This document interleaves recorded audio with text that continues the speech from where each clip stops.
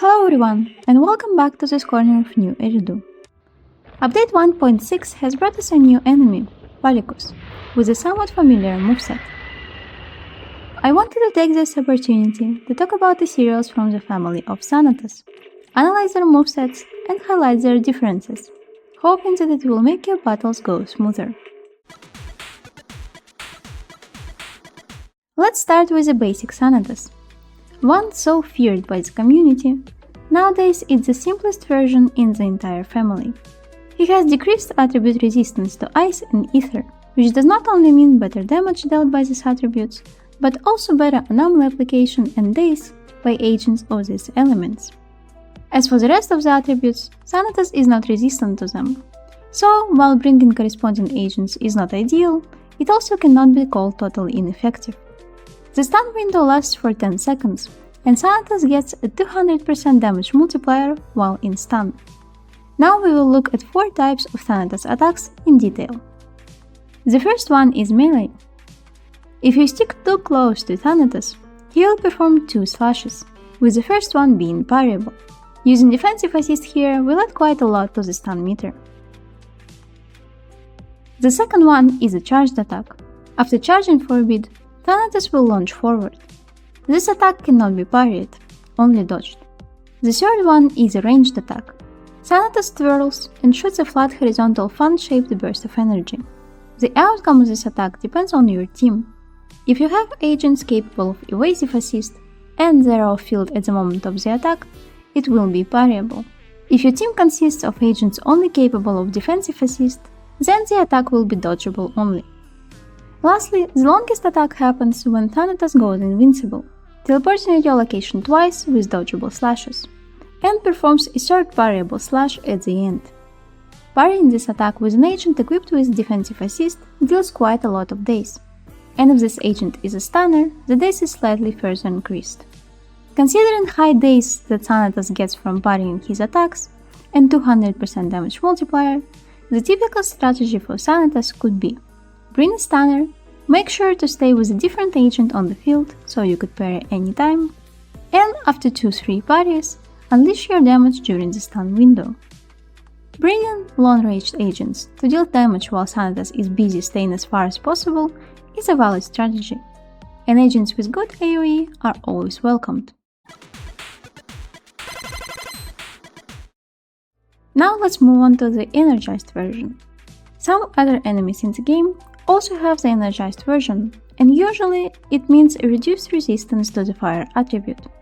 In case of Thanatos, the Energized version also has a high resistance to electric attribute, so bringing electric agents is not a good idea. Compared to the normal version, Energized Thanatos also has slightly lower attack but higher defense. Other than that, the differences end. The moveset consists of 4 attacks and is identical to the normal version.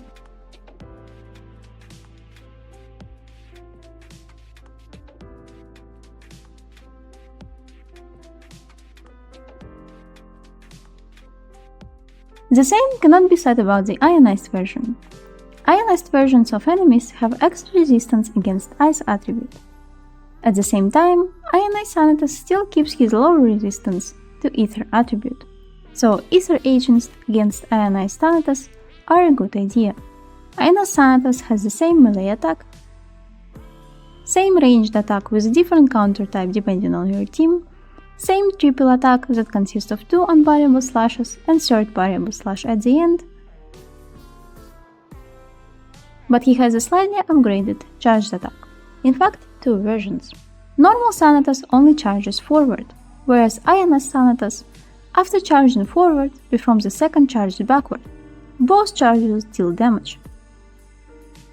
So if you dodge in line with this attack, you can get hit by the second backwards charge. Try to dodge to the side, using directional controls while dodging. The second version can be predicted by an iridescent sheen around the Thanatos.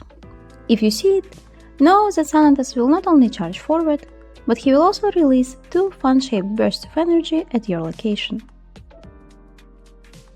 The last version of Thanatos is called Notorious, and this is the one that you have probably met the most in the endgame modes. He has the same attribute resistance as the normal one, weak to ice and ether, but all of his stats, health, attack, defense, and days meter have been increased. Interestingly, you get a slightly longer stun window, 12 seconds compared to 10 for all previously discussed versions, but lower stun multiplier of only 150% compared to 200. Half of his attacks have been enhanced, so let's take a look at the updated pattern in detail. The actual hit of the melee attack stays the same, but the preparation for it looks different. Notorious Thanatos will not wait for you to get close, and instead will teleport to you to perform a variable slash. The charged attack is without any difference compared to the normal version. The ranged attack stays the same, both evasive assist version and defensive assist. Lastly, the triple attack has gotten quite an upgrade. Thanatos is capable of performing a basic version of this attack. Or he can surprise you with a quadruple attack, fourth part of which being the charged attack performed at the end. Try to time the defensive assist to the third part of the attack to break the chain. It is also important to note that Notorious Thanatos can recover from his own attacks much quicker, which results in his ability to chain same types of attacks, or even different ones, in quick succession. Stay focused, there is less downtime when it comes to Notorious Thanatos.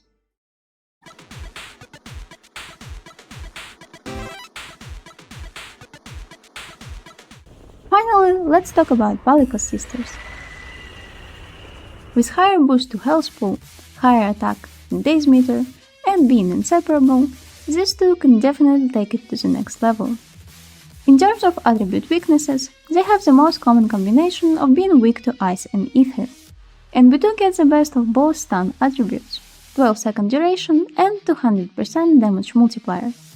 Let's look at the Palicus attack pattern. The melee attack stays unchanged, but you have to keep an eye on both of them, since they can team up to perform different attacks at the same time. That being said, defensive assist usually gives you enough invincibility frames to not get hit by the attack of the other half of the Palicus. Charged attack now has 3 different versions. Normal one with dash forward, double one with a follow and dash backward, similar to Ionized version, and if you see the iridescent glow around the enemy, that means that the initial dash will be followed by the 2 fan-shaped ranged bursts. Ranged attack stays the same. As for the triple attack, throughout the fight I have only encountered it once with both sisters present. Right after deploying, Palicus will enter a triple attack, with the third part being performed differently by each sister. One of them will have a variable finisher, and another will perform a charged attack. It's possible to interrupt this attack by using X specials or ultimate, either for one sister or for both, but the timing is a little bit tricky.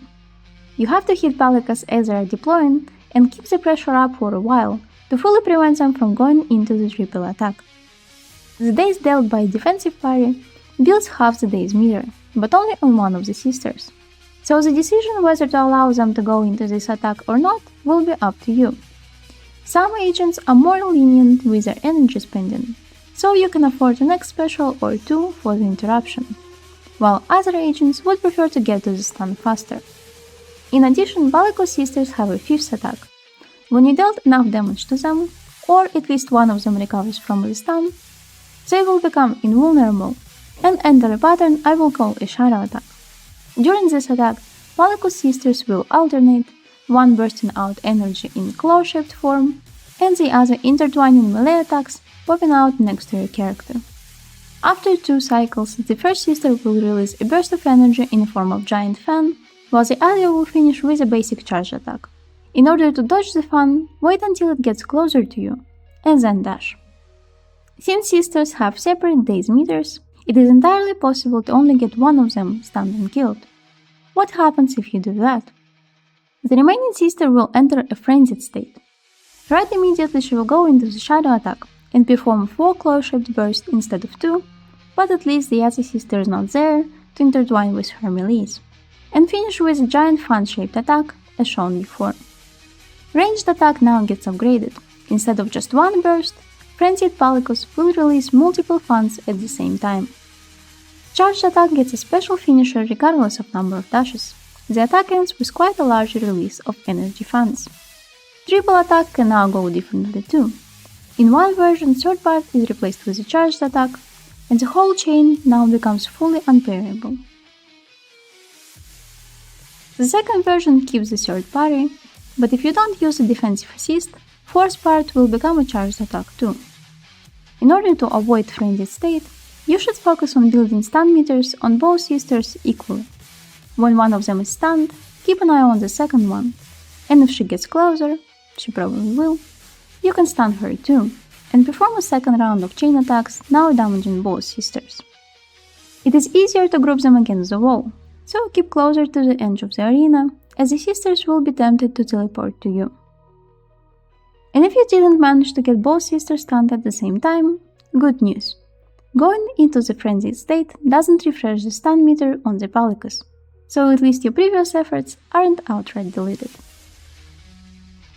Thank you so much for watching.